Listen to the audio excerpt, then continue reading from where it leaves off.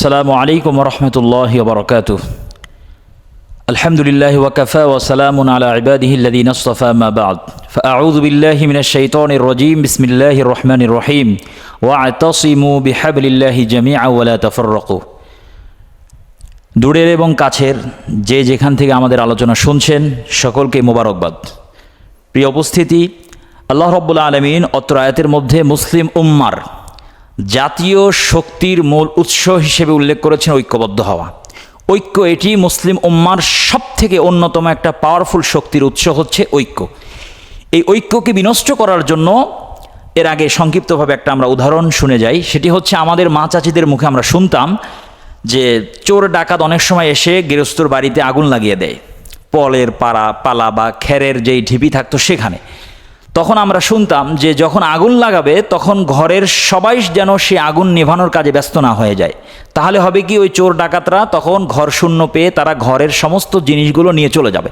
ঠিক তেমনিভাবে আজকে মুসলিম উম্মার ষড়যন্ত্র চলছে তাদের মধ্যে। মুসলিম উম্মাকে টুকরো টুকরো করার জন্য ইহুদি খ্রিস্টানদের টাকা খেয়ে এক শ্রেণীর আলেম, এক শ্রেণীর মানুষ তারা আজকে মুসলিম উম্মার মধ্যে বিভেদ এবং বিভক্তি সৃষ্টি করার পায়তারা করছে। এতে হবে কি, উম্মতের ওলামা ইকরাম সবাই আজকে যদি আমরা ঠুনকো ছোটোখাটো মতভেদপূর্ণ মাসআলার যেই মতবিরোধের যে অগ্নি তারা প্রজ্বলিত করেছে, মিলাদ কিয়াম বলেন, রাসূল সাল্লাল্লাহু আলাইহি সাল্লাম নূরের তৈরি নাকি মাটির তৈরি, আমিন আসতে নাকি জোরে, হাত কোথায় বাঁধবেন, নামাজের পরে মোনাজাত হবে কি হবে না, এই সমস্ত মতভেদের মধ্যে যদি সবাই যদি আমরা লিপ্ত হয়ে যাই তাহলে আমাদের অন্যান্য সেক্টরগুলো শূন্য হয়ে যাবে। গৃহস্থর ঘর যেরকম খালি থাকলে চোর ডাকাতে এসে সমস্ত মূল্যবান জিনিসগুলো নিয়ে যায়, তখন আমরা যদি সবাই এই সমস্ত মতভেদের মধ্যে লিপ্ত হয়ে যাই তখন আমাদের সব থেকে মূল্যবান জিনিস ঈমান এই সমস্ত ইহুদি খ্রিস্টানরা চুরি করে নিয়ে চলে যাবে। এরই ফলশ্রুতিতে আমরা আজকে দেখছি, যখন আমরা এই সমস্ত বিষয়ে আজকে বেশি আমরা মোবাহাসা একজন আলেম আরেকজনের প্রতি কাদা ছোড়াছুরি করছি, তখন আমরা দেখছি যে সমকামিতা প্রমোট করা হচ্ছে, ট্রান্সজেন্ডার শিক্ষা সিলেবাসের মধ্যে ঢুকানো হচ্ছে। এনজিওরা এরকম দারিদ্রতার সুযোগ নিয়ে শত শত লক্ষ লক্ষ মুসলমানদেরকে তারা খ্রিস্টান বানাচ্ছে। এইভাবে আমরা যদি আজকেও যদি সতর্ক না হই তাহলে বুখারা সামারকান্দের যে ইতিহাস, সেই পরিণতি যেই পরিণতি বুখারা সামারকান্দের হয়েছে আমাদেরকেও সেই পরিণতির জন্য অপেক্ষা করতে হবে। সেখানে কি ছিল না, সেখানে শত শত লক্ষ লক্ষ ওলামায়ে হযরত ছিলেন, মুফতিয়ে আজম ছিলেন, শত শত হাজার হাজার মাদারেস ছিল, কিন্তু কোথায় আজকে সেগুলো আস্তাবলে পরিণত হয়েছে, আলেমদেরকে কেটে কেটে নদীর মধ্যে ভাসিয়ে দেওয়া হয়েছে।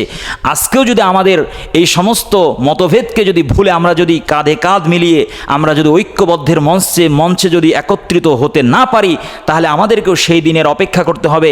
এজন্য সচেতন মুসলিম হিসেবে আমাদের প্রত্যেকের দায়িত্ব এই সমস্ত ইখতিলাফি বিষয়কে কেন্দ্র করে আমরা কখনো নিজেদের মধ্যে কাদা ছোড়াছুড়ি করব না। আমরা যদি কাঁধে কাঁধ মিলিয়ে আমরা যদি সমস্ত ধর্মপ্রাণ মুসলমানদেরকে এক প্ল্যাটফর্মে আনতে পারি, সমস্ত আলেমদেরকে যদি আমরা ঐক্যবদ্ধভাবে একত্রিত করতে পারি এবং কাঁধে কাঁধ মিলিয়ে আমরা যদি তালে তাল মিলিয়ে যদি আমরা এই সমস্ত এনজিওদের বিরুদ্ধে, এই সমস্ত সমকামী, এই সমস্ত ট্রান্সজেন্ডারবাদের বিপক্ষে যদি আমরা স্লোগান তুলি, তাহলে আলেমদের ঐক্যবদ্ধ হওয়ার ফলে যেরকম ইংরেজ ব্রিটিশ বেনিয়ারা আমাদের এই ভারত উপমহাদেশ থেকে লেজ গুটিয়ে পালাতে বাধ্য হয়েছে, ইনশাআল্লাহ আজকে এই আউলিয়ার ভূমিতে, শাহজালালের ভূমিতে, শাহপরানের ভূমিতে যতগুলো ইমান বিধ্বংসী সংস্থা আজকে ইমান চুরি করার পায়তারা করছে, তারাও ইনশাআল্লাহ লেজ গুটিয়ে পালাতে বাধ্য হবে। আল্লাহ রাব্বুল আলামিন আমাদের সকলকে ঐক্যবদ্ধ হওয়ার তৌফিক দান করেন। ওয়া মা আলাইনা ইল্লাল বালাগ।